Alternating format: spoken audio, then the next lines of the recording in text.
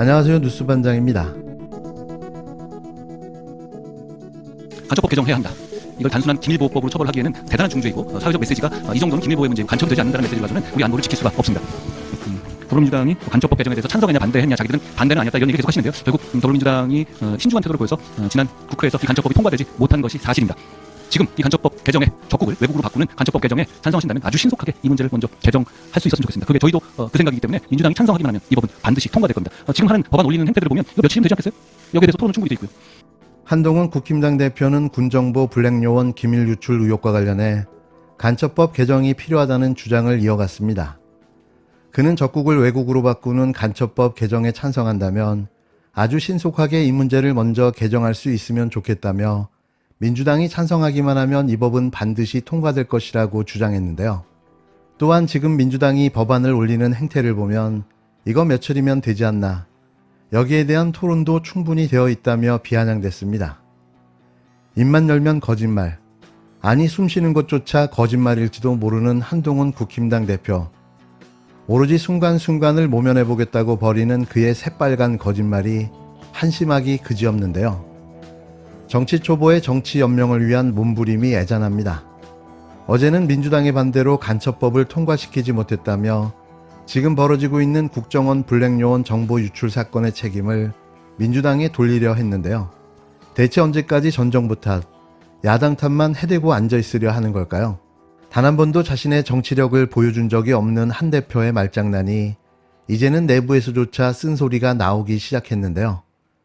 아마도 이준석의 길이 그의 길이 될 듯합니다. 한동훈 국힘당 대표가 국군정보사령부, 약칭 정보사 국외요원의 정보 유출을 한 혐의를 받는 군무원을 간첩죄로 처벌할 수 있는 간첩법 개정안을 더불어민주당이 막았다고 주장하자 민주당 등 야당은 가짜뉴스라며 반발했는데요. 하지만 정작 이 법을 막은 건 법사위의 자당 의원인 유상범 점정식 의원이었습니다.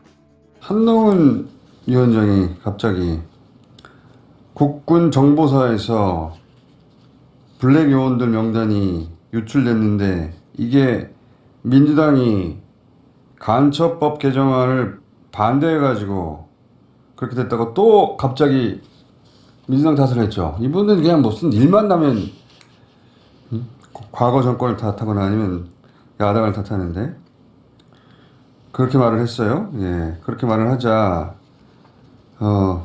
당시 이 법안에 대해서 처리 과정에서 법사위에 회의에 참석했던 분들이 당장 반발을 했죠. 박주민 의원도 반발을 하고 김민석 의원도 여기에 대해서 문제 제기를 하고, 왜냐하면은 그 당시에 법사위 소위에서 이걸 논의를 했는데 반대를 민주당에서 한 게 아니라 반대를 국민의힘에서 했다라는 속기록이 남아있어요. 속기록이.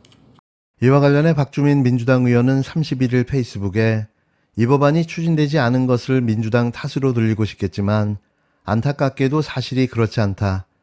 회의록을 한 번이라도 읽어보셨으면 좋았을 텐데 아쉽다고 밝혔는데요. 박 의원은 21대 국회였던 지난해 9월 12일 국회법제사법위원회 법안심사 제1소위원회 회의록 일부를 글과 함께 올렸습니다. 해당 회의록에는 정점식, 유상범 국힘당 의원이 간첩법 개정안에 우려를 표하는 발언이 적혀 있었는데요.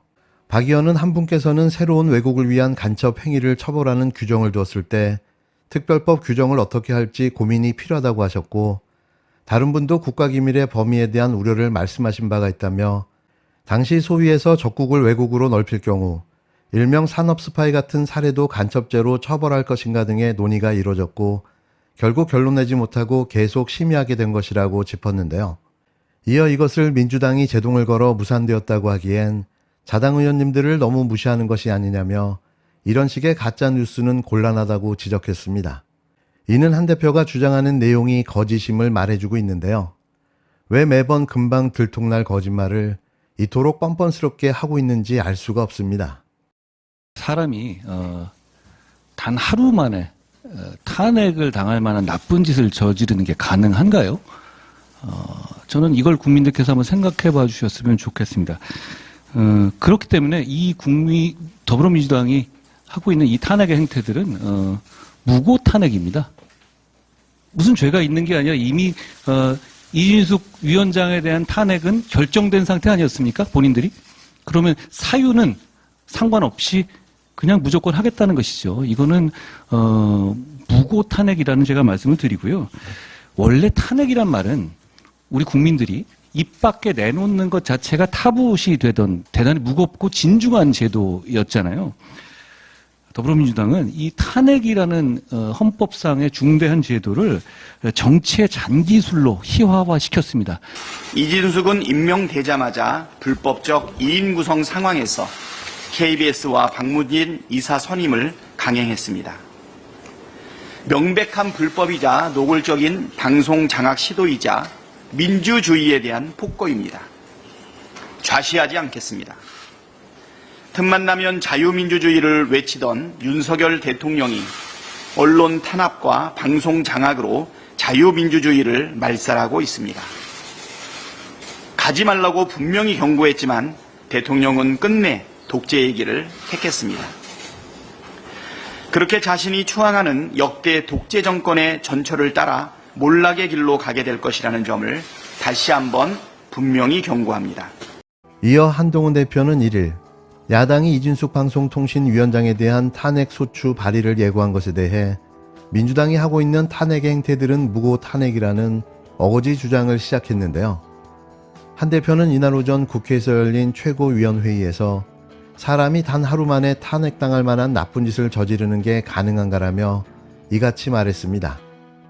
그는 무슨 죄가 있는 게 아니라면 이미 이 위원장에 대한 탄핵은 결정된 상태가 아니었냐라며 사유는 상관없고 그냥 무조건 하겠다는 것이라고 주저리 떠들어댔는데요.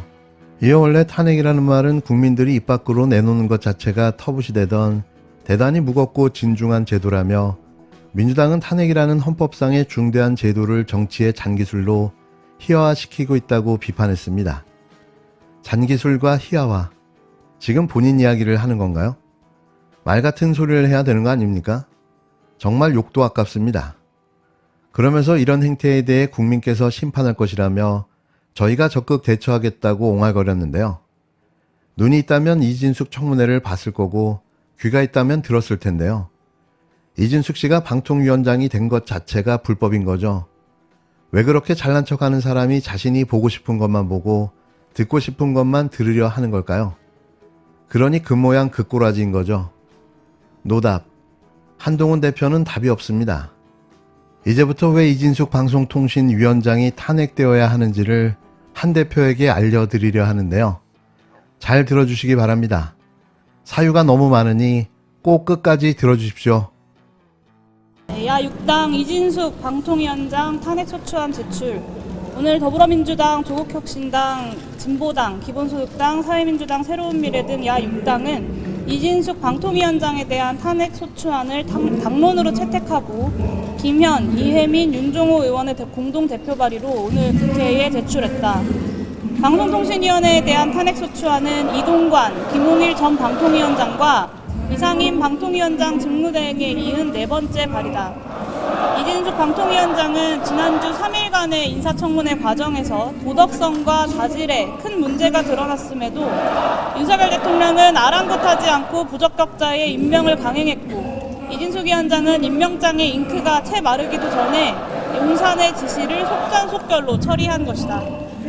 용산의 거수기가 되어 임명 첫날부터 방통위를 위법하게 운영한 이진숙 위원장을 국회가 반드시 탄핵해 직권남용을 통제하고 헌법소에 나설 것이다. 탄핵소추의 사유는 위법한 2인 의결, 정당한 기피 신청 기각 등 4가지이다. 첫째, 피소추자 이진숙 위원장은 임명된 당일에 회의를 열고 대통령이 임명한 상임위원 2인만으로 공영방송 임원 선임 안건을 의결한 행위는 방통위 설치법을 위배했다. 방송의 독립성, 중립성 보장을 위해 대통령 소속의 합의제 행정기구로 신설된 방통위가 국회 추천 3인의 상임위원이 임명되지 않은 상태에서 2인만으로 의결을 강행하여 방통위 설치법 제4조 1항, 제13조 1항 등 및 제2항을 위배했다.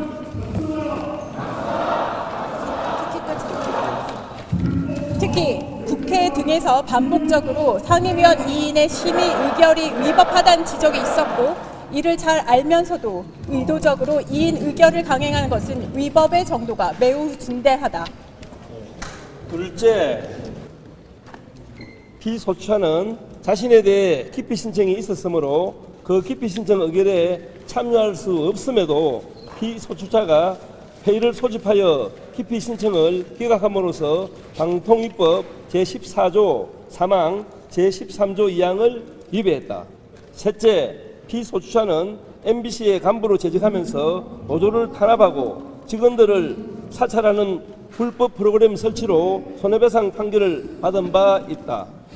방송의 자유를 위축시키기 위해 MBC의 민영화를 시도하였고 권력을 비판하는 MBC를 광고 거부로 응징해야 한다는 등 헌법이 보장한 언론의 자유를 억압하는 편향된 인식을 갖고 있다. 따라서 피소추자는 박문진의 이사를 임명하는 안건을 심의 의결하는 과정에서 공정을 기대하기 어려운 사정이 현저함에도 회피하지 않고 회의를 소집하여 박문진 임원 후보자 선정과 임명에 관한 안건을 의결함으로써 방통위법 제14조 3항 사항을 위배하였다. 넷째, 피소추자는 사회 각 분야의 대표성과 방송에 대한 전문성을 고려하여 이사를 임명 추천하도록 한 방송법 제46조 제3항 및 방송문화진흥회법 제4조와 과거 5인 상임위원들이 서류 심사와 면접을 거쳐 협의를 통해 임명해온 관례 등을 위배한 채 피소추자를 포함하여 대통령이 임명한 2명의 상임위원만으로 공영방송 임원 후보자 선정과 임명을 강행하였다. KBS 이사는 53명이 지원했고 박문진 이사는 32명이 지원했다. 피소추자와 같은 날 임명된 김태규 상임위원은 임명된 당일에 지원자의 서류를 검토할 충분한 시간과 면접 절차도 생략한 채 회의를 소집하여 사회 각 분야의 대표성과 방송에 대한 전문성을 전혀 고려하지 않고 이사 후보자 선정 및 임명 안건을 심의 의결했다. 합의제 기구인 방통위의 적법한 운영이자 법이 요구하는 이사 선임 방법을 무시하고 임명된 당일에 의도적으로 법에도 위반되고 관례에도 위반되게 일방 통행과 독주를 감행한 것이다. 어제 막 취임한 이준숙 위원장의 무리한 공영방송 이사 선임 강행으로 그들의 목적이 방송 장악임이 만천하에 드러났다. 이준숙 방송통신위원회의 이번 의결은 명백한 날림, 졸속, 위법이다. 윤석열 대통령이 이념, 도덕적 측면에서 함량 미달인 이 위원장을 임명한 의도는 MBC를 땡윤 방송으로 세월호 리본조차 화면에서 지워버리는 KBS처럼 만들겠다는 의도임이 분명하다. 지금 대한민국 국민들은 대통령이 거수기로 전락한 방송통신위원회를 목도하고 있다. 공영방송 장악을 멈출 생각이 없는 윤석열 정권에 엄중한 경고를 전달하기 위해 국회가 이진숙 위원장의 탄핵에 나서는 것이다. 이진숙 위원장은 이 무더운 여름 날씨에 첫 출근을 하면서 가죽장화를 신고 나타났다. 무엇을 의미하는지 묻지 않을 수 없다. 공영방송을 군홧발로 짓밟던 1980년대로 돌아가겠다는 것인가? 우리 야6당은 무도한 윤석열 정권에 대해 끝까지 싸울 것을 약속드리며 윤석열 정권의 방송 장악을 저지하고 민주주의를 지켜낼 것이다.